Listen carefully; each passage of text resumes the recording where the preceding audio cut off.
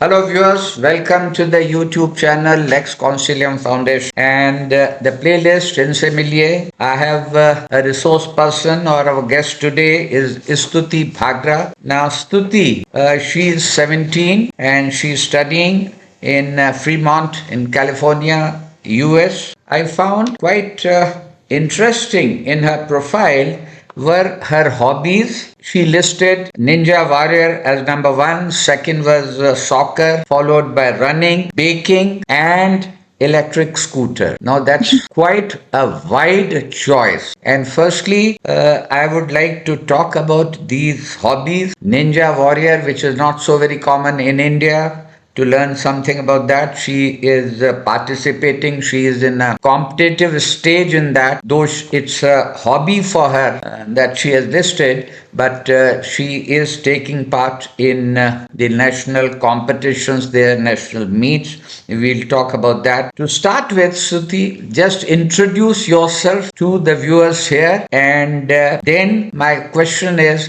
how is Ninja different than other physical activities and how were you drawn into it? Just go on. Okay, so my name is Stuti. I'm 17 years old and I am from Fremont, California. I'm currently in 12th grade, so I'm applying for colleges right now and very busy time right now, but soon I'll be done. Okay, and Ninja Warrior, I would say, is very different from other sports in the sense that it requires many different skills, more athleticism than other sports. For example, for Ninja Warrior, it requires both upper body strength, lower body strength, core strength. Ninja Warrior, there's lots of there's balance obstacles where you're going to be running across different blocks or different agility obstacles. There's obstacles where you have to jump from a trampoline and go onto a high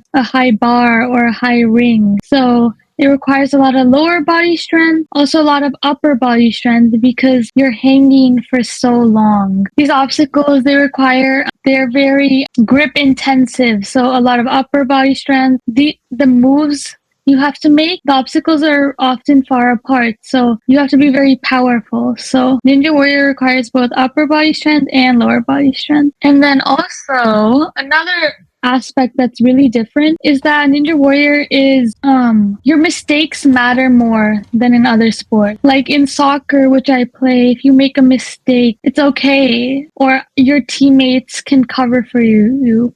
Your teammates can fix your mistake. Whereas in Ninja Warrior, where many competitions have a format where you fall down on one obstacle, then your run is done. So that's where you fall, you cannot continue. So your placement depends on how many obstacles you can do without falling. And one single fall means your run is done. So it's a lot more pressure and requires more focus than other sports, I would say. As a Ninja Warrior, you've been taking part in the meet since 2022, and that is Yeah. when you were in the age group of 11 to 12 years. And I found that from 22, now we are in 26, all years except 25, you have recorded, you have indicated your presence. So perhaps 2025 was the only year in which you did not participate. Has your grade or your performance there in different age groups to which you pertain, has it improved or has it improved drastically? How do you view it?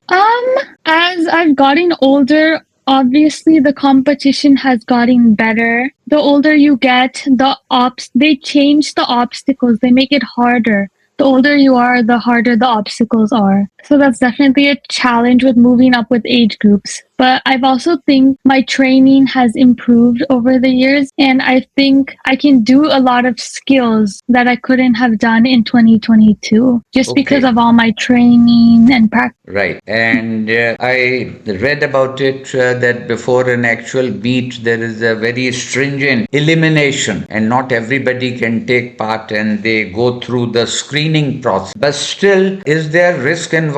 Are there participants who at times suffer injuries? Yeah, For sure, because Ninja Warrior, it can be a very dangerous sport. You're doing a lot of big moves in the air, or you're going across obstacles that can maybe malfunction or break, or it's a very high intensity sport. And the Yes. obstacles, they're moving, right? So anything can happen. That said, like, injuries are very common in this sport because it's so high intensity. I think, 12, I broke my arm because of Ninja Warrior. I was swinging on a bar and I slipped and I fell backward on my neck, and then I landed on one of my arms, so I broke that arm. And Yeah. that put you sort of out of action for some couple of weeks, perhaps more? Couple of months, yeah. Couple of months, right.